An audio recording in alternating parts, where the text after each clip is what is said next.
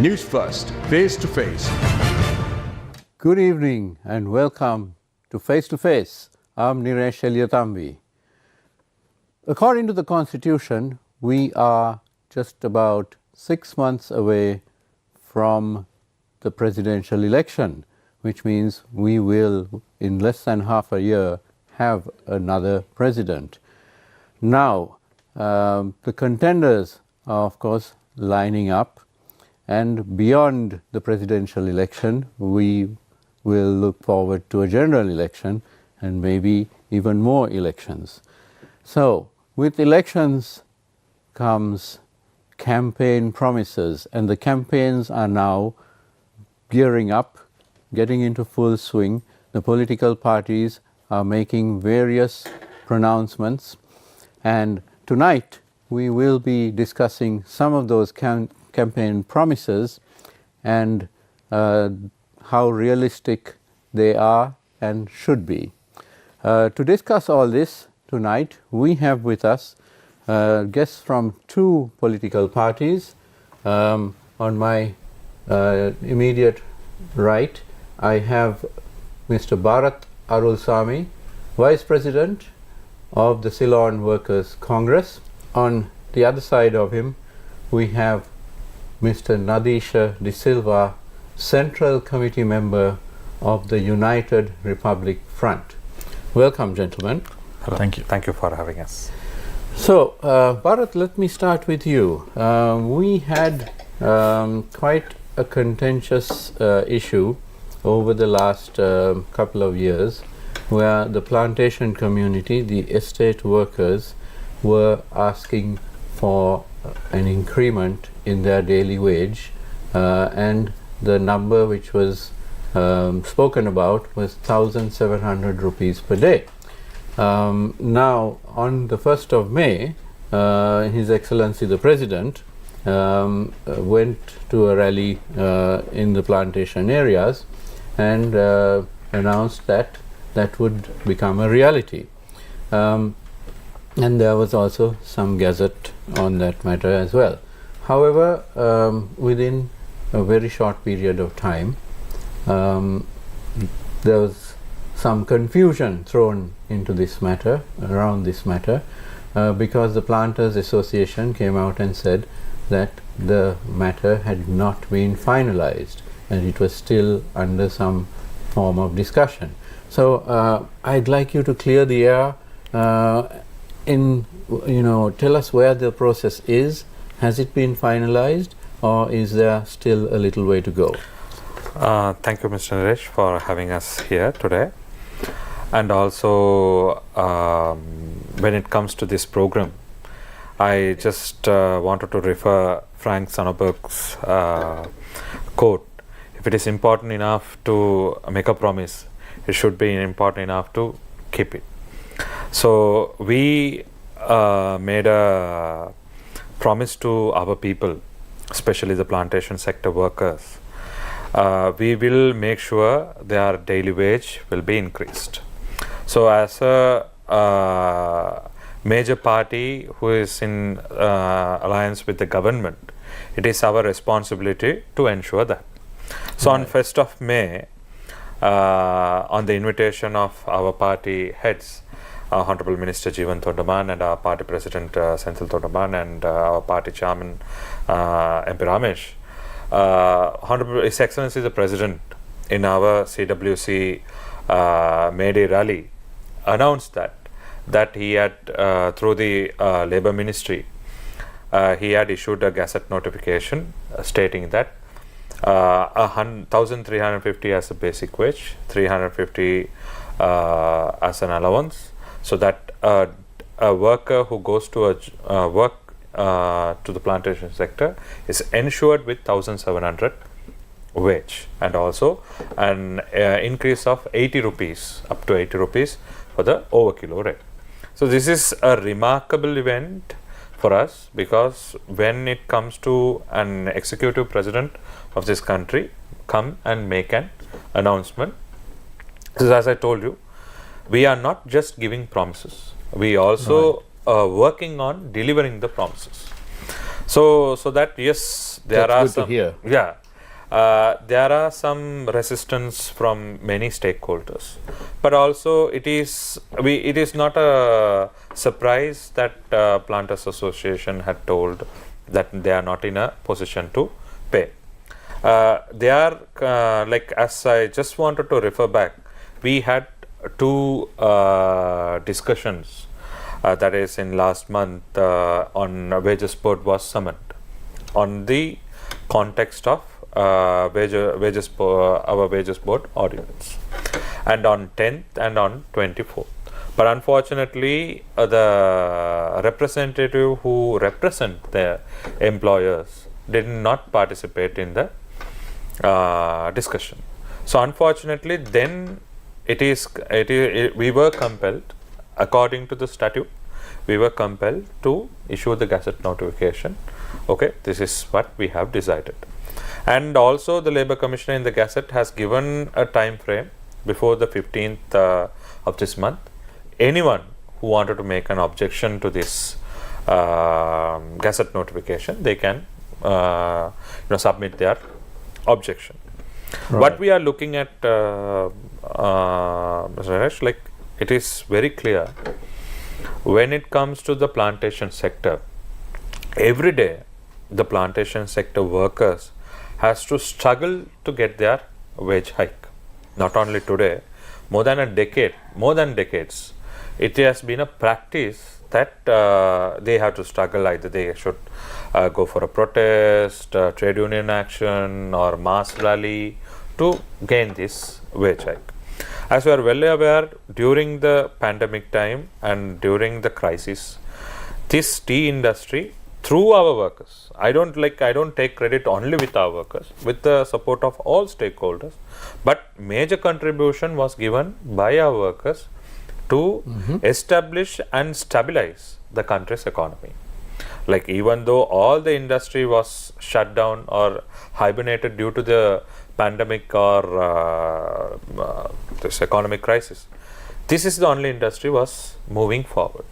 So we have all the right, it is a fundamental right to ask for a wage hike and also a decent wage for a living. And also one more thing, we didn't ask a fancy figure, Mr. Naresh. We always also studied, we got expert advices, research reports. Based on that, we made a request of a 1,700 wage hike. So I shall be thankful for our party leadership and also His Excellency the President, so making this promise as a reality. So we are sure that we can deliver this to our people as well. And hopefully within the next few days or weeks, this will become definitely finalized. It has been, it is a executive decree, and also it has been, I don't think now, for an example, RPCs may object, they may refer the Supreme Court case, they may say that is the affordability is not there, so they may come up with a lot of argument. If they think this industry should move forward, and always they claim that there is no workforce, there's a decline in the workers in the estates. It all depends on how you market the thing. So if your industry is good enough to come and work, so obviously a worker will come and work. So why leaving, when it comes to this tea industry, when you open the door, you have work. But despite the fact that having that kind of a comfort zone, why are people migrating to other districts or other countries? Right. The main reason is it should be attractive, and it should be a kind of a way which incorporate the modern trend. Right. So we'll actually get to that point of migration as well. Yes. And let me address the next question to Nadisha. Nadisha, now your party, the United Republic Front, URF, it's a relatively new outfit, and you are looking at the public's call for a system change and bringing about change. Now, what is now a lot of people are watching your party to see what strategies that you take up, whether you all would ally with one of the major parties and so on. And whenever a representative of your party comes on our programs, we do ask this because it's the interest of the public. Yeah. So could you clarify what position your party is at the moment? The party's idea about the current situation. Before all, I have to say that the first thing, now we know our party's leader is Partly Champika Ranawaka. So he is the major character in the party, and right now we are ahead of a presidential election, so we can see few names. That's right. Okay, we can see few names. We have Anurukumara Disanayaka, we have Ranil Wickramasinghe, and we have Sajith Premadasa. Out of all these three, now we can see that Sajith Premadasa and Anurukumara Disanayaka already have said that they are going to contest for the presidential election. Now, still we don't know what Ranil Wickramasinghe is to say. So, in different situations, we've been asked whether our leader, Partly Champika Ranawaka, is also going to contest or not in this presidential election. So, because you are asking this question, we know that people are thinking that what URF is actually waiting for. So, in lot of places that I have also said that Partly Champika Ranawaka in the presidential election, still we believe that he is also a capable candidate. So he remains a possible candidate. He remains a possible candidate. Okay, he remains a possible candidate. So that time again asking, like, so we are seeing different people contesting. So we are looking at some attributes of these people, whether actually as a country, as a nation, as citizens, that we should look for the best option right now. Right. The country is in a problem. Country actually is in a problem. We are in a political crisis. We are in an economical crisis. We are in a, like, in the society is in a crisis. We are in problems. The country is in problems. You might see that the country is now in a kind of a better position than 2022. That's the image that we are seeing right now. So we all know that in the next year we are going to start paying the installments again. So whatever the next government who's going to come, they have to face all these circumstances. So that will be not an easy task for the next government or the next president. Absolutely. So the country itself, it needs a leader who's capable of solving problems. As you have now, we know that today's topic is campaign promises. The biggest promise, of course, is to turn around the economy and bring the country back to normal. So that problem has to be solved, not with mere promises. Now the country has suffered. Country has come through lots of years. We have listened to lots of promises. We have seen people giving promises. We have seen these promises being fulfilled, and we have seen they've been broken, and also some of them are incomplete. So right now we need not only the promises, we need solutions, and we need to see a person, a leader or a team, whatever. We need how to get these solutions out. So your party is also considering an alliance with any other major party leader or major party which looks like they could come with these solutions. Would that sum up what you're saying? I understand. Okay. See, everybody is thinking that they can give. Everybody is giving promises, but we should look for a person who can give the solutions. Now, I don't see much of these people who are in the scenery are capable of giving the solutions that Sri Lanka exactly needs. Because I will tell you one thing, the country needs a proper change The country needs a change. Now we went through this Arullsamy in 2022. People were asking for a change. Actually, what people is asking, now we say it's a system change. The system change in the sense like actually they are looking for a change in this political culture as well. We have seen this political culture. It doesn't mean that you're moving from right wing to the left wing. It's not what the people are asking. People want to see this political culture being changed. So for that, we need a person who's fresh, who's not like, this father to son politics. Okay. I mean, it's like these things has to be changed. We need to have a person who has come from the roots of the country to the top position. So more merit-based system. Merit-based. And when it's come to our party, but we believe in meritocracy.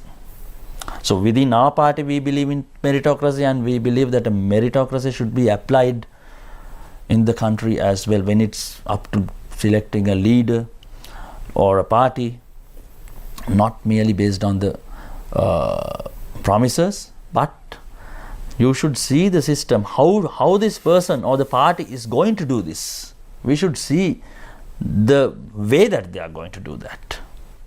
Right. So I'm going to address this question to both of you, but first to you, Nadisha. Okay.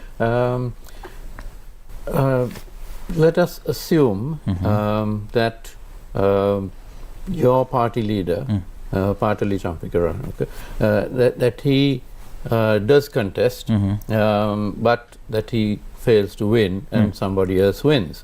And at that point, then we would have general elections and there would then be a party, a so-called ruling party. I don't like the word rule. We have had too many bad rulers, but a party in office. And at that point, if that party in office were to invite parties such as yourself and your leader, who has a wealth of experience, to join in the cabinet, would you consider that? See, it's too early to answer to that question, it seems. Okay, still we are in a position, like as I told you, that now still we have 6 months for the presidential election. Okay, and also there are only 2 people who have been told that they are going to contest. Still, Ranil Wickremesinghe himself has not said that he is going to contest. Still, there is a chance that he and his camp might be looking for a common candidate to represent in the presidential election. So we don't know whether who's going to be that person. What I am saying here is our party leader, Patali Champikaranawaka, is more than capable of doing the job. Okay, so if he's been getting a chance in that camp, we don't know what camp. I mean, you see, Niresh, the political landscape and the dynamics of this country changes in hours these days. Absolutely. What you see in the morning, like take 6 o'clock, like you will see the newspapers and all these things will change in 7 o'clock news. That much quickly the dynamics of the country's politics has getting changed these days. So what you said is beyond the beyond the general election as well. So however, it is the aspiration of the people that whoever comes into office should build a team and which is capable of turning around this country, because it cannot be a one-man show. Yeah, it cannot be a one-man show. And the other hand, and the other, from the other side, that I will tell one of these. Now you are saying that one who comes to the government, like the governing party, if the party or the government invites Patali Champikaranawaka with a cabinet ministry or whatever to get the job done, what is needed at that point. If he contests and fails, or if he's in the opposition at that time or whatever. So Patali Champikaranawaka, if you take his history, don't look for the history, just look at what he's been doing these days. He's in the opposition. But if you take the Ways and Means Committee, so he is doing it for the country. He is bringing solutions. Sometimes I've seen people are asking, why is this person doing this? Like it doesn't benefit him. Like maybe the president is making use of what he's doing. But still, I have clearly seen, I am seeing it. Like whatever is good for the country, I am sure that he will accept at that point. We don't know that invitation is for good or bad in future, as you said. If that happens, okay, so assuming that if that happens, still, if it is good for the country, I think he will do it. I mean, he will accept or not accept. But anyway, to answer that, it's very too early. Okay, but on the other hand, 6 months will go by very quickly. Exactly. And then beyond that, another 3 or 4 months, and it will be a general election. So we're going to take a short break, and we'll be right back. Don't go away. Newsfirst, face to face. මගේ අභිමන්ට මොකක් හරි කරදරයක් වෙලා තිබ්බොත් මාත් බලන්නේ uncle අභිමන්ගේ තාත්තා කියලා. 64 මායන් ඔක්කොම දාලා මගේ කොල්ලව අල්ලගෙන ඌව නැත්තටම නැති කළා. මම දෙක්කේ නෑ. දෙක්කේ ලොක්කුනෝන මට ජමා වෙන්න. දැක්කනේ ආන්ටි මුංග හොරතල් කළා මුංගෙන් ඇත්ත ගන්න බෑ. අංශෝද ගියත් බිම ගියත් මට කමන්නේ. හැබැයි අරෝගේ කාමරේට ගිහිල්ලා තිබ්බොත් මම තම්සේවයි උවයි යවන්නේ කොහෙටද කියලා මම තීරණය කරන්න. තම්සේ තමන් ආයි කියන්න තියන්නේ හරි. නීල පබලු අද රාත්‍රී 9ට සිරස ටෙලිතිරයෙන්. People shouldn't be afraid of their government. Instead, governments should be afraid of their people. NPP is by design, and it's not only in Sri Lanka, even across out of Sri Lanka as well. I have to go to my cabinet minister secretary even to get a small thing passed. That's a different question. The authorities are there. Why aren't you going? The integrity was compromised by the bribery commission. Chairman of the party does not attend when you all sign a MOU with GLPRIS and Nalagodeva, which is quite important. Who was trying to safeguard the robbers of central bank. We know while in Sri Lanka there are issues. Inquiry was going on. People wanted Gotabaya, right? People elected him.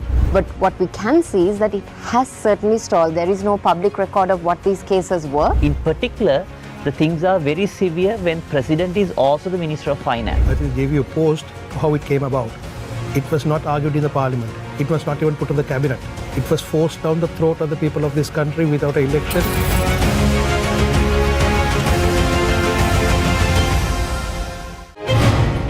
Because when we take a loan or when any loan is being taken, we automatically go into evaluation point. The sex absence of any knowledge with regard to sexual education.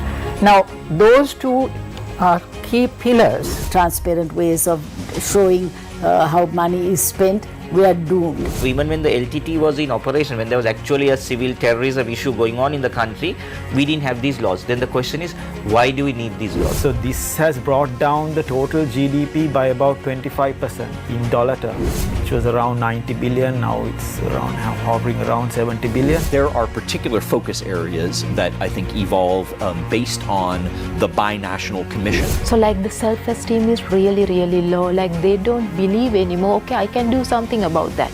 So anymore there's no any decision making about that, and very passive. With regards to state land. So I think these will carry huge repercussions for the future.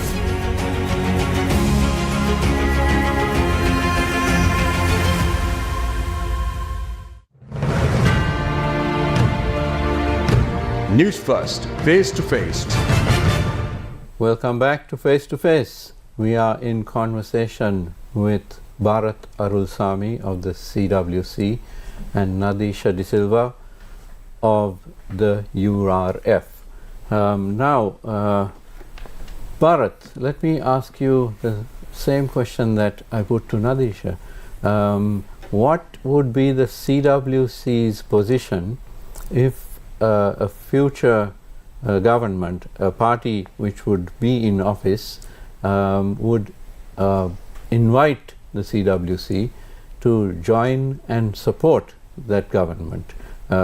Let us assume for the moment that we don't know which party would win that election. Since the independence to date, our community has gone through many issues which others didn't have in their life. So as I was like referring this to in all programs, because people should understand the fact that how much injustice our community went through. So when it came to 1948, we got independence, the country got independence, we became stateless. Then again, we were forcibly repatriated to a country which we came after 5 or 6 generations. We don't know. That's right. Then we were victims of communal clashes. Then we had to safeguard ourselves from the internal civil war. We didn't participate in that, and we didn't want to be victim of that. And also we were marginalized by various governments stating that, yeah, you are a sector who are in the industry. So that is what our Minister Jeevan Thondaman, after assuming the cabinet portfolio as a water supply and estate infrastructure cabinet minister, he influenced the government to make a policy to integrate the community into the national mainstream. So on that basis, we are working purely to make our people as a whatever the rights and welfare enjoyed by our fellow citizen, it should be applicable for us also. So that is what we are working on, the land rights matter. So what thanks to His Excellency President, once again he introduced this Urumaya program, where whoever toiled in that land is getting an ownership. So this is a remarkable event where the most of the countries in international sphere had failed, but our country succeeded. Because when you give an ownership to whatever they have, then they will, further flourish that. So similarly, we are giving land rights for our people. So we are hoping by end of May, we are kickstarting the program under the Saumyam Bhumi land deed program. And also we are focusing more on integration, on education and health. So more than decades, we were talking a plantation sector health, plantation sector education, and also the infrastructure is same. Now so you want it into the mainstream of the country's system. Yes, exactly. Yes. When you ask the question of next election and whom do we support, because as you are well aware, the Ceylon Workers Congress makes decision not on populist context. We carefully study which will benefit our community.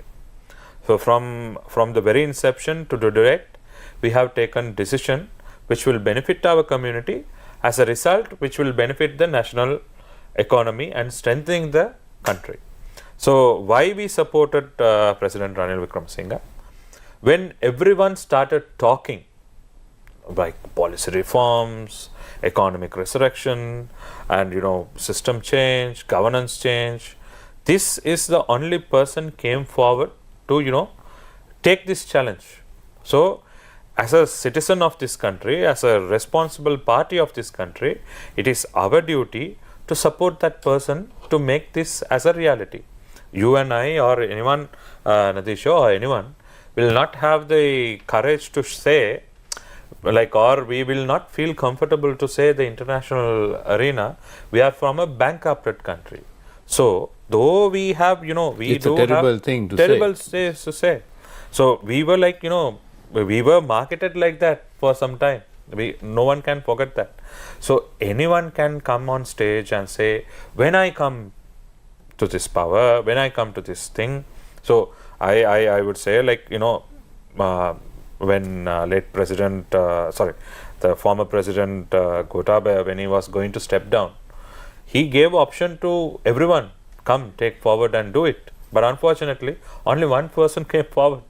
So that for that courage, for that ability and skill, we Ceylon Workers Congress decided to support President Ranil Wickremesinghe, and through supporting him, we are delivering what others were talking for ages, especially the land rights, the recognition, incorporating our community into the national mainstream, their health sector, education, housing, everything was like on discussion stage, but we are delivering it. In future election, whoever comes up with our policies, we are like now this daily wage is not going to be a what we call a presidential promise. That is for sure.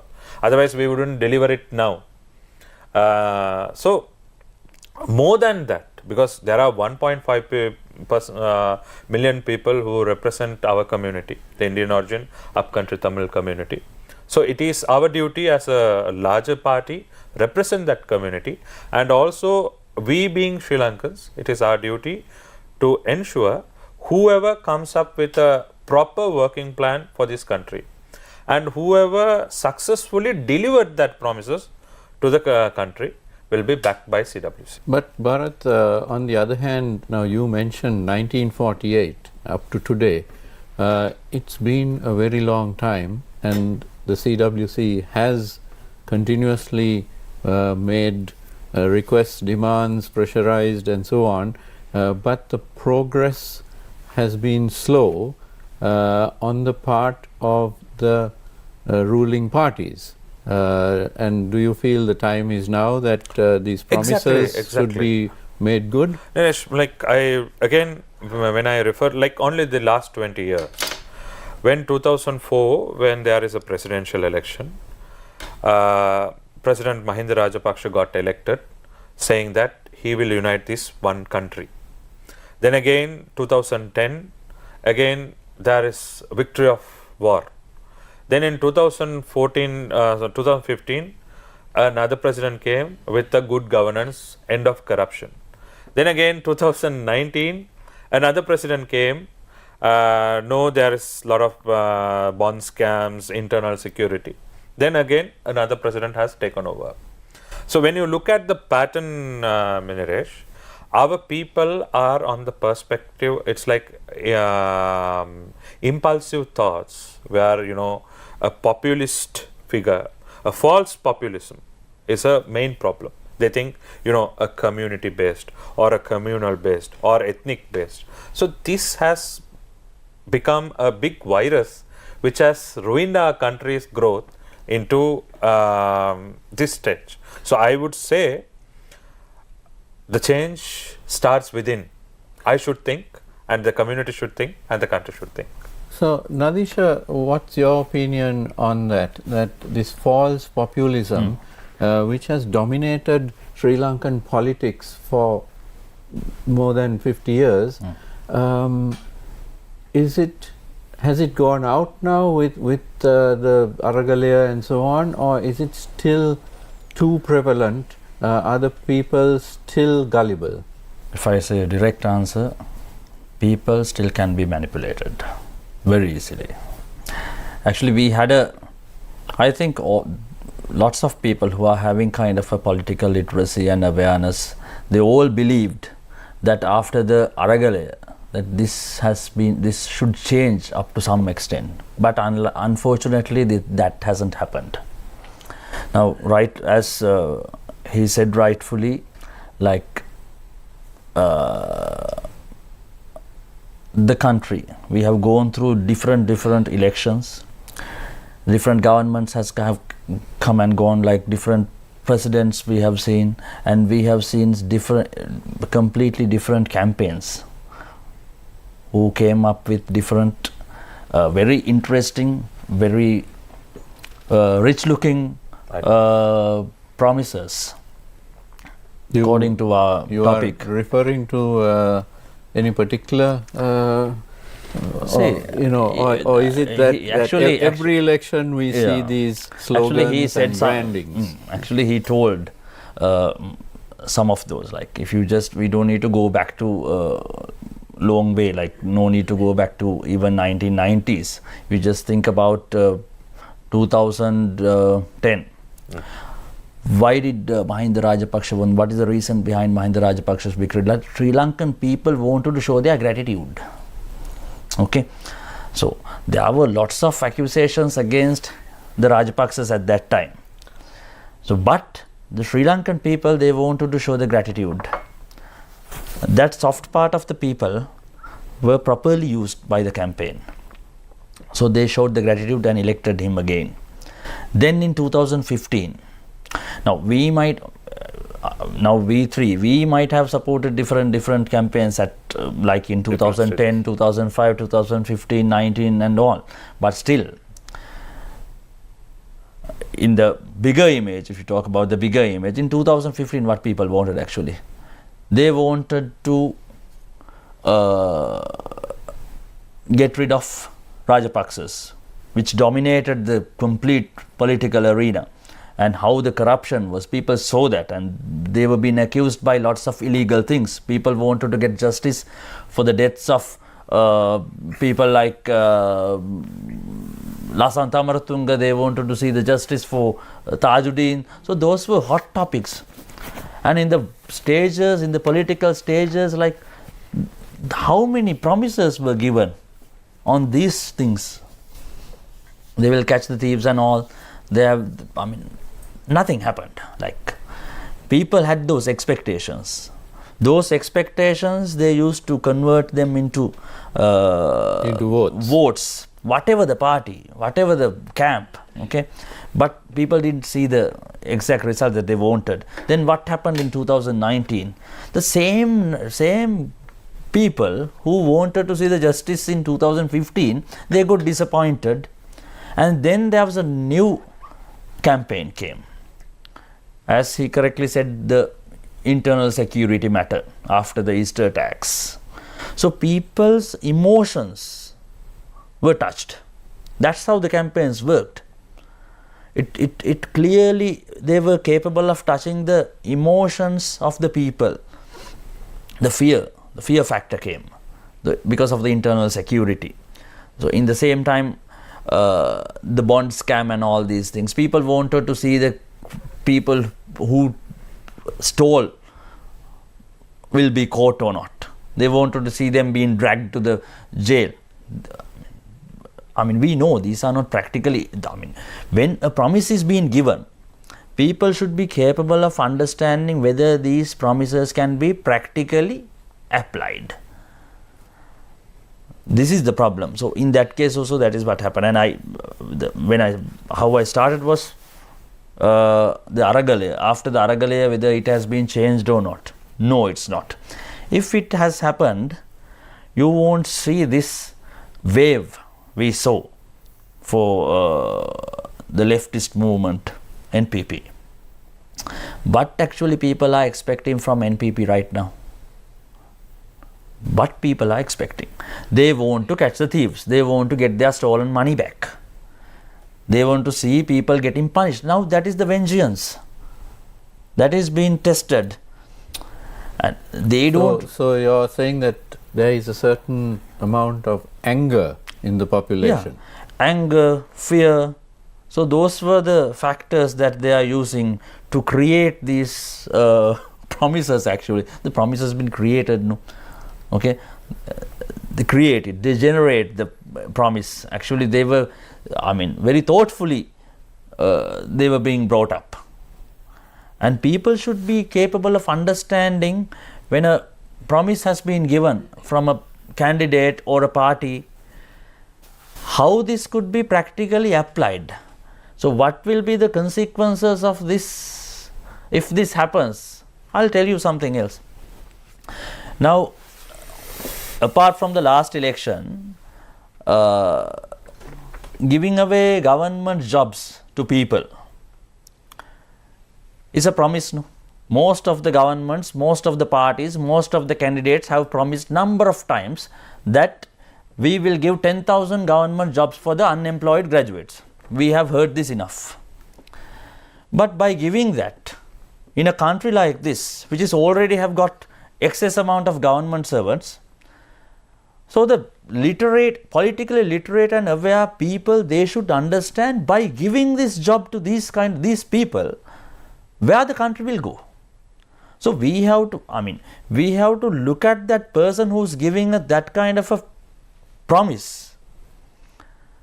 I mean, that is a reason that we should think that we should not vote for that exact person. But it is not what has happened throughout the years. But let me ask Bharat, leading from that, have our people learnt anything? Because now the bankruptcy situation came to a point where life came to a standstill. People died in queues, waiting for 3-4 days a week just to get a few cans of petrol. Now, after such an experience, are our people, have they become gullible again 2 years afterwards? So Naresh, now when you just look into the May Day rallies and the promises, the UNP rally was focusing on smart Sri Lanka. Then the SJB like governance oriented. NPP is like as usual, they wanted to be accountability. And other parties had now SLPP like give another chance kind of, right? So why I'm saying this, a politician or a political party can make any promises or policies which can affect many lives. But as I told you, the change which people required in 2022-23, not mere a political change, not this, okay, change the leadership, change the persons, everything will change. No. They asked for a system change which refers a change in governance, a change in implementation. A governance change can be achieved in two ways: when you amend laws or bring a new constitution or ensure the separation of powers or uphold the rule of law or create policies which can integrate the communities. Now, if you look at most of the young voters in Sri Lanka or younger generation, if you ask randomly a person, like when I go to my village and if I ask what is your plan, some or other I have to pass advanced level and migrate. This is what the younger generation are very much, so their dream is to some or other get out of this country. So are we on the correct track? That is one of the biggest question.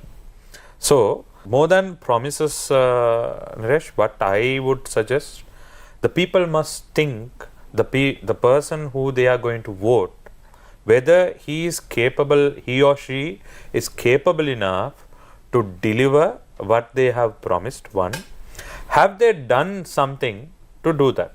So this doesn't mean, okay, they say whatever said and done, that Mantra Tuma was with us for some time, or he whatever said and done traditionally they are there, or whatever said and done now, past is past, let him give another chance. Everything is there, but whether they have contributed for individual uprising or the community uprising, or he or she whether he had contributed to the national uprising. So this is one of the important element every single citizen of this country should look at. So this doesn't mean you, as he correctly pointed out, a vengeance or a hatred should build within. So this should echo everywhere, and this should cultivate. Now see, if they wanted to bring anyone to the justice, there is a established justice system. You can lodge a complaint and make them liable for whatever the wrong they have done. So this doesn't mean you should come into power and do the thing. Already the system is established. So only thing is implementation. So that is what now, as I told you, according to our constitution, as I referred last time also, accountability part is in our constitution, but it is not mandatory, 27 and 29. So what we want as a younger generation of this country is to have this accountability in black and white as a supreme law of this country, so that everything will come to a real materialized way. Otherwise, this, as I told you, the false popularism will create more and more misconception among the people, and this will again grow hatred among the communities, and this community hatred, as he correctly mentioned, will be harnessed with his emotions. When you make a decision on emotional ground, then that decision will be wrong. Well, we certainly hope that the communal card will not be played once again, and that any politician who does dare to do so will be sent packing. And I'm afraid we are almost out of time, so I'm going to ask my final question from Nadisha. Now, in the context of, I believe, 7 million people living below the poverty line, most of whom have fallen below that poverty line in the last 2 years, in that context, would it be realistic to say that most of these politicians' promises would be falling on disbelieving ears? Would the people who are struggling to survive actually believe or not believe such promises? When you don't have any kind of a hope, you believe in whatever you see. Majority of these people now, as you said, 7 million people yearly are below the poverty line. So you are asking whether these people will accept those promises of any of these candidates or parties. See, but what can they do actually? Do they have a solution in their hand? They don't. They have to rely on these politicians again and again. So that is why, that is the danger of it. Some of these people, some of these candidates, or some of these majority of the politicians who are asking for power, I don't think that they are capable of solving their issues. They are capable of taking their lives little bit up. This won't happen. But still, as you don't have anything to do, you just have to depend on any of these people who are saying that I will give this and that. So this is the tragedy of this. The people's, like, they are helpless. That helplessness is being used again. That's the thing, like when you are helpless, that position of these people also can be manipulated into votes. They can be converted into votes. So that's what you are seeing right now. Now we have seen some parties gaining their popularity using this methodology. Don't you see? So that's what it is happening now. People, again, as I said, now when you are suffering, you just think personally, if you are suffering, you have that anger against the people who have taken this out of, they taken the comfort out from you. So that anger is one factor. And also the vengeance, like you need to punish these people who have taken our things, who have taken our comfort zone, who have stolen our comfort zone. So that vengeance is there. So when somebody is coming and saying that, okay, we will punish these people who have taken this, we will, and again, that is enough actually. And then as a bonus they will say, we will give you that and this as well. That will happen. Right. And on that note, I'm afraid we must close the show because that's all the time we have tonight. My thanks to Bharat Arullsamy, Vice President of the CWC. Thank you very much for being with us. And Mr. Nadisha De Silva, Central Committee Member of the United Republic Front. Thank you very much. Thank you so much. And thank you all out there who are watching us. Thank you very much. Good night.